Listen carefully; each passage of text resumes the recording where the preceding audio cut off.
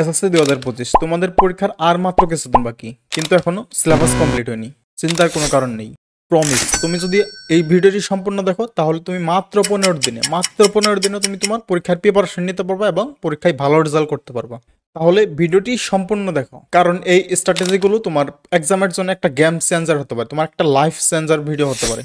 So ভিডিওটি শুরু করার আগে তোমাদের কাছে একটা রিকোয়েস্ট, এখনো যারা আমাদের বেসিক স্কুল 24 ইউটিউব চ্যানেলটি সাবস্ক্রাইব করেনি, অবশ্যই চ্যানেলটি সাবস্ক্রাইব করে পাশে থাকা বেল আইকনটি অন করে রাখো, যাতে করে আমি কোনো হেল্পফুল ভিডিও আপলোড করার সাথেই সর্বপ্রথম তোমার কাছে চলে যাই। এছাড়াও তোমাদের পরীক্ষার সকল আপডেট, সকল বিশেষ সাজেশন, জ্ঞানমূলক প্রশ্ন, এমসিকিউ সকল কিছু কিন্তু আমাদের এই চ্যানেলে ফ্রিতে পেয়ে যাবো। সো আমি আর কথা বলবো না, চলেন মূল ভিডিওতে চলে যাই। মাত্র 15 দিনে পরীক্ষার ফুল প্রস্তুতি, এত কম সময়েও কিন্তু পরীক্ষার প্রিপারেশন নেওয়া সম্ভব তুমি যদি স্মার্ট ভাবে পড়ো। কিভাবে স্মার্ট ভাবে পড়ো? আজকে আমি তোমাদের মাত্র 15 দিনের একটা স্টাডি প্ল্যান দেব, যা অনুসরণ করলে ইনশাল্লাহ তুমি ভালো রেজাল্ট করতে পারবা। প্রথম 7 দিন তুমি কনসেপ্ট ক্লিয়ার করো এবং অধ্যায় ভিত্তিক রিভিশন করো। প্রতিদিন 2 থেকে 3টি বিষয় ফোকাস করো।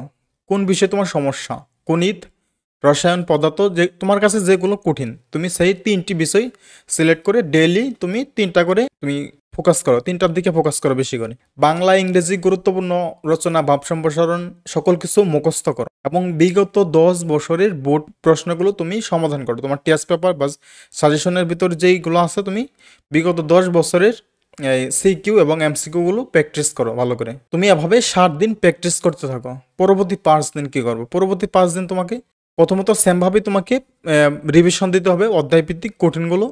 তারপর তোমাকে সেমভাবেই বিগত বছরের কোয়েশ্চেনগুলো পরীক্ষা দিতে হবে। তোমাকে তুমি নিজেই অ্যাক্টিভ হও।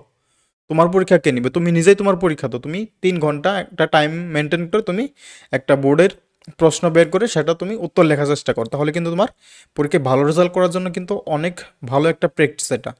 তুমি নিজেই অধ্যায় ভিত্তিক বা বোর্ড প্রশ্নগুলো, বিগত বছরের যে বোর্ড প্রশ্নগুলো আছে তুমি সেগুলো প্র্যাকটিস করো একটা টাইম মেনটেন করে। সাপোজ মনে করো তুমি 3 ঘন্টা সময় নাও, 3 ঘন্টা প্রথমত 7 দিন তো প্র্যাকটিস করবাই। 7 দিন প্র্যাকটিস করার পর পরবর্তী 5 দিন এসে তুমি 3 ঘন্টা সময় নেই, 3 ঘন্টা সময় নিয়ে প্রথমত এমসিকিউ প্রশ্নের উত্তরগুলো লেখাও, তারপর কিন্তু সিকিউগুলো অ্যান্সার করার চেষ্টা করো।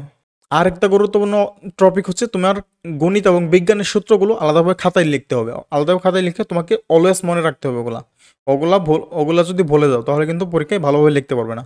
ওগুলা তোমাকে অবশ্যই আলাদাভাবে একটা নোট করে ও বারবার পড়তে হবে। এটা এটা তোমাকে সবসময় স্মরণ রাখতে হবে, তোমার মেধায় রাখতে হবে এটা। তারপর শেষ 3 দিন ফুল রিভিশন করা এবং চেকলিস্ট তৈরি করো। কঠিন অধ্যায়গুলো চেকলিস্ট তৈরি করো এবং দ্রুত রিভিশন দাও। তোমার কাছে যেগুলো কঠিন মনে হয় সেগুলো আন্ডারলাইন করে রাখো এবং সেগুলো দ্রুত রিভিশন দাও শেষ 3 দিনে। এবং সেমভাবে পরীক্ষার নিয়ম মেনে, পরীক্ষার সময় মেনে, নিয়ম মেনে তুমি 3 ঘন্টার একটা এক্সাম দাও।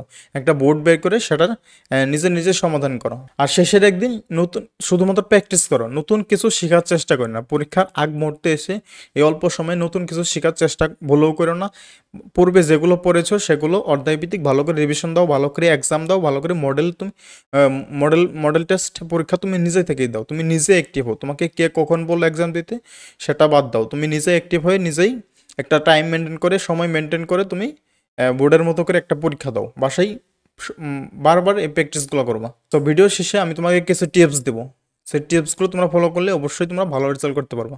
টিপসগুলো কি? প্রতিদিন অন্তত তোমাকে 7 থেকে 8 ঘন্টা পড়তে হবে কমপক্ষে। তোমাকে 7 থেকে 8 ঘন্টা দৈনিক একটা রুটিন তৈরি করে পড়তে হবে। সেই রুটিন মাফিক অনুযায়ী স্মার্ট নোট তৈরি করো, সেই নোটের উপর ভিত্তি করে তুমি লেখাপড়া শুরু করো। হচ্ছে ফোন এবং সোশ্যাল মিডিয়া এড়িয়ে ছিল পরীক্ষার কিছুটা দিন phone, social media, Facebook, YouTube এগুলো থেকে বিরত থাকো।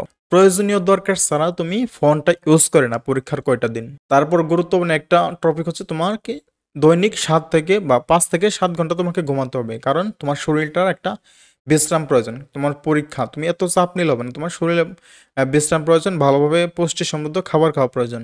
তারপর যেটা হচ্ছে সেটা কারোর মাঝেই নেই, নিজের প্রতি আত্মবিশ্বাস রাখো যে তুমি নিজে পারবে। তুমি নিজেকে আত্মবিশ্বাস রাখো, তাহলে তুমি কিন্তু পরীক্ষায় ভালো রেজাল্ট করতে পারবে। নিজেকে যদি তুমি ভয় পাও তাহলে কিন্তু সমস্যার সম্মুখীন হতে পারো। তোমাকে নিজের মধ্যে একটা কনফিডেন্স থাকতে হবে যে আমি লিখতে পারবো, আমি ভালো রেজাল্ট করতে পারবো, সেটা নিজের মধ্যে ধারণ করো। সো বন্ধুরা, তোমাদের পরীক্ষার কিন্তু বেশি দেরি নেই। তোমার পরীক্ষার প্রিপারেশন কেমন অবশ্যই কমেন্ট করে জানাবা এবং ভিডিওটি কেমন লাগলো অবশ্যই জানাবা। সো ধন্যবাদ সবাইকে, দেখা হবে পরবর্তী কোনো হেল্পফুল ভিডিও নিয়ে। এতক্ষণ পর্যন্ত ভালো থাকুন, সুস্থ থাকুন, আল্লাহ হাফিজ, আসসালামু আলাইকুম।